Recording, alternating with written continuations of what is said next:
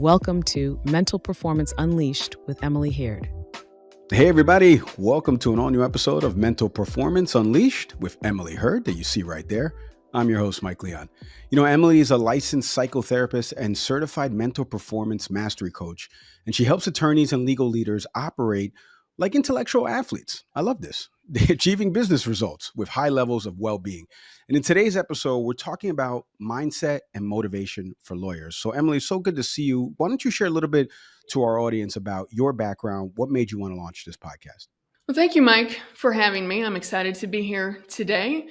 By education, training, and experience, I am a licensed therapist. I've been in the mental health field for 15 years now, and about 5 years ago, I launched this coaching business to focus specifically on lawyers and corporate athletes.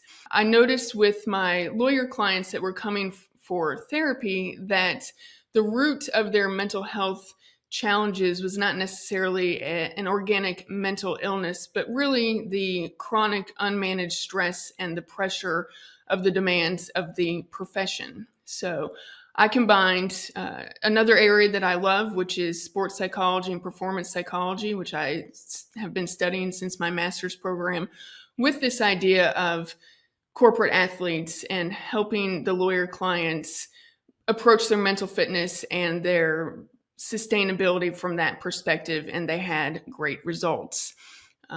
Personally, I am married to a lawyer and my dad is a lawyer, so I also have a front row seat to the life of a lawyer and the impact that this profession has on lawyers and therefore their family members and their home life. So I was motivated to start this podcast because I want to reach a wider audience of lawyers and have a bigger impact on the legal profession. Lawyers are taught to think like a lawyer and to be strategic with their thinking in the legal industry and their work, but they're not necessarily taught to think about their thinking or to develop the psychological skills that they need to perform at high levels with high levels of well-being in law school. So that's the mission behind this podcast, is to bridge that gap and provide more lawyers with the mental performance tools. It's so fascinating because of the rigorous hours, like you mentioned, that lawyers go through. And then on the flip side, athletes and this mindset that they have, preparing for a game, obviously pre and post of that game. So this high performance mindset that we were talking about that I mentioned in the intro for lawyers, can you explain its importance in their daily practice? Having a high performance mindset, developing their elite mindset is a crucial part of high performance. So it's not about working harder or longer hours. It's about having strategic thoughts that provide mental clarity, emotional regulation, and making decisions under pressure. So when it comes to the mindset piece of things, one crucial mindset shift that I have all of my clients make is that I can be an excellent lawyer and take care of my clients, and I can take care of myself. That well-being and performance and business success are interdependent. These two things rise and fall together. On top of that, the mindset requires having unwavering faith in yourself and a sense of self-trust and self-assuredness. It requires skills like being able to reset your focus in moments of pressure when it gets off, and grounding yourself in your values and your principles rather than just focusing on external markers of success or worrying about the outcomes of your performance. Emily, there's another factor here. We're talking about mindset, but then there's the motivation factor. Can you give some examples of, I guess, like intrinsic or extrinsic type of motivation in lawyers? How do you see each of these affecting lawyers' careers? So examples of intrinsic motivation for lawyers are going to be things like enjoying solving complex legal problems, getting great fulfillment and value out of helping people and advocating for people. It's going to be things like, having financial success, but not necessarily for wealth and status and showing off financial success, but maybe the idea of providing financial security for your family. Intrinsic motivation is deriving fulfillment and satisfaction from the work itself and the challenge of the work itself. Extrinsic validation and motivation are going to be factors such as hitting your billable targets, winning cases, making partner or following that track of success that the legal industry tells you what success is. It's going to be earning a certain amount of money or achieving a certain amount of notoriety or fame for the money itself or the fame itself. And here's what I see, not only in my clients, but this also lines up with what research shows, is that when we pursue goals for extrinsic motivation only, we are operating more out of fear than we are operating out of pursuing excellence or reaching our potential. So stress levels are going to be higher. We're going to be more afraid to make mistakes. And truly, people's risk for burnout is much higher when they are motivated by extrinsic factors than intrinsic factors. And it's on a never-ending treadmill. If you hit your billable hours one month, then guess what? It starts over at the next month. So you're always starting over even if you reach this goal. So there's obviously a mix of both that come into play. We need to have performance success, and we are motivated by extrinsic factors. Wanting to make a lot of money or win cases is not inherently a bad thing in and of itself. But if those are the only things that are driving your performance and your motivation to get up and do the work every single day, then your mental fitness is probably going to be impacted by the stress and the way that you are approaching your work. The intrinsic, extrinsic motivation, you could apply that to any industry. As you were talking, I'm starting to think of some of the other industries like that. But let me ask you, how would a lawyer that's listening to this right now, how would you advise them that when they start noticing that they're losing motivation, what should they do? Well, first, it's to normalize that motivation ebbs and flows. Even elite athletes have days where they wake up and they don't necessarily feel like going into the training facility and getting the workout in. And so what they do is they rely on their commitment and make decisions to take action without motivation being the driver of their behaviors each day. So normalize it. It's going to come and it's going to go. And we can't wait to take action based on whether or not we feel motivated. The second thing is to ground yourself in values and principles and set standards of excellence for your behavior and how you want to show up and dedicated to the commitment of the pursuit of either your long-term goals or the pursuit of excellence, the pursuit of being that best lawyer that you can possibly be. The second thing is to start to celebrate smaller wins. A lot of times the lawyers I work with wait until they have some big achievement that other people can recognize and that it matters in some way to count that as a success and as a win. And in the everyday grind of being a lawyer, those wins don't necessarily come along every single day. So it can be a very long time between those wins. So I encourage them to start celebrating the small stuff every single day. Just like out on the field, you see athletes celebrating every play, even if they are behind in the score. Because motivation follows action, and we can generate motivational energy a few different ways. And one of those ways is through celebrating, fist pumping, generating that energy in our body. And so the more we do that, the more the motivation flows each day. Love it. Celebrate the small stuff. A lot of people don't do that. It's really great advice. So let's keep with the advice theme. What daily habits do you suggest lawyers that are listening to this adopt to maybe naturally enhance some of their energy, their focus, like you mentioned, without having to rely on, let's say, caffeine or sugar or even excessive screen time? Great question.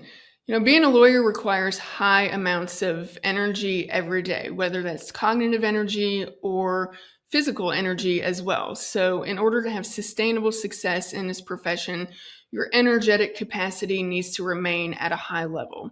So there are 5 ways that we generate and conserve energy. So if you think about your energy as a bank, there are 5 ways that we can make deposits into that bank, and everything else is taking withdrawals from that bank. The first way that we generate energy is through sleep. And sleep is tied to every single aspect of your cognitive performance, your mood, and your mental health.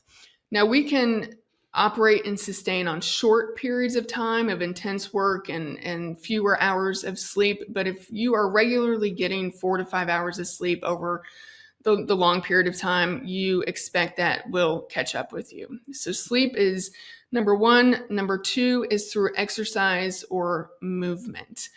As a lawyer, it's a very sedentary activity, which drains energy from your body. It's stressful on your body. And movement and exercise is going to release stress and create energy. I think most of us can relate to the experience of not feeling like working out or getting a walk in, but afterwards we feel better. There's sharper mental clarity, we're less stressed, and we have more energy the next day. The third one is through nutrition and hydration. So you mentioned sugar. It's very easy to reach for sugar to get a quick boost of energy, and it actually reduces stress in the short term, but you are also going to have that energetic crash after you eat sugar. So athletes fuel their body with the nutrition that they need for the performance on the field to have the muscles that they need and the energy. Treat yourself the same way. Are you fueling your body and your mind with the type of nutrition and vitamins and minerals it needs to perform at its highest levels? Hydration. Anytime we start to get even the slightest bit dehydrated, the brain goes into that fight or flight mode. So if you start to notice yourself being a little bit irritable or anxious, ask, when was the last time I had some water? The fourth way that we generate energy is through thinking well. Again, kind of dialing in that mindset to have your mind in your corner, your best ally. And then the fifth way is through social connection. This is a great way to generate and conserve energy. And for a lot of lawyers, it's important that they get social connection, not in areas not related to being a lawyer, but just being a human. So if you are running low on energy, I recommend doing an energy audit in those 5 areas and seeing where you are doing well, where you're performing well, and then where you might take some steps to generate a little bit more energy. And then I would really recommend focusing on sleep and exercise or movement. And for all the people out there who say, I don't have time to do this, that comes back to, you have coping strategies. It might be 20 minutes scrolling on your phone. Replace that 20 minutes of scrolling on your phone with going outside for a walk. It can be as easy as that. Yeah. And then for focus, one of the things that really impacts performance, cognitive functioning, efficiency, and productivity is all of the interruptions and notifications that we all deal with during the day, but lawyers especially. So block out times on your calendar where you are kind of in your impenetrable fortress. Your notifications are off, you are out of your email, and you are dialed in to getting one task done. Yeah. Be intentional with when you're in your email and out of your email, and set communication protocols with clients and colleagues. Yeah. Love it, Emily. I'm not going to grab this cup of coffee right now. We'll do that afterwards. But so let me ask you kind of a two-parter here. First, how would you recommend for attorneys, because you mentioned before about this perfectionism type thing, how would you recommend for these attorneys to, overcome that or the stress when facing deadlines? And then on the flip side, the practices where these attorneys work at, what would you advise them to implement to kind of motivate their legal team and prevent burnout? Certainly. So perfectionism in the legal industry is often kind of masqueraded as high performance and high standards, but really at the root of perfectionism is fear-based operating. If I'm not perfect, if I'm not achieving enough, then I'm not worthy, and I'm not lovable if I'm not excelling in perfect. So ways to combat this are to change the standards with which you are comparing yourself. Are you comparing yourself to what you think others are thinking of you, or are you comparing yourself to your own internal standards of excellence and principles that you want to live by? Meticulousness and perfectionism are two different things. So it's important that with my clients, we take the adaptive parts of perfectionism and we hone in on those skills and we strive for excellence, and then we leave behind the maladaptive aspects of perfectionism. And then in terms of motivating your legal team, this comes down to leadership psychology, and ways that you are really going to motivate your team are to build relationships with them, care about them as people, not just the number of hours that they can bill or what they can do for you. Set up a culture of appreciation. When people feel like they are appreciated and valued for what they are contributing to the team, that boosts their levels of intrinsic motivation and they desire to come and show up and perform better for you. Allowing people to have more autonomy and getting away from micromanaging tactics also boosts their well-being and motivation and prevent burnouts. And the last thing that I would recommend is that all legal leaders adopt this mindset first themselves, that well-being and performance go hand in hand, and make sure that you are modeling what you are asking or what you are wanting from your team, because they follow what you do, not what you say. And checking in about their energy and stress levels on a regular basis, not only focusing on whether or not they got their billable hours in that month. Emily, it's great advice. So let's leave the audience with 3 quick actions that lawyers listening to this right now that they can take to feel more focused and motivated by lunchtime or dinner time, depending upon when they're listening to this. Awesome. So coming back to focus is, after you listen to this podcast, identify one most important task that you can knock out so that when you leave the office today, you will feel proud and accomplished. Set a timer for 30 minutes, 60 minutes, or 90 minutes and be focused and knock that out.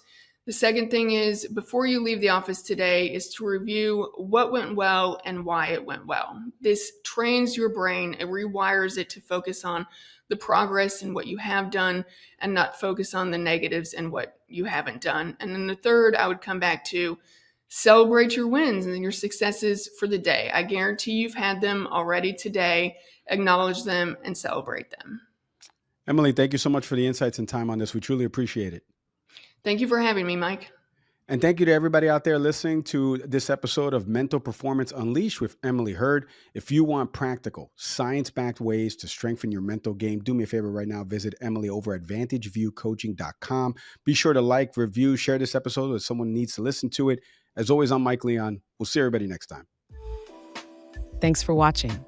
Be sure to hit that like and subscribe button and leave us a review in the comments.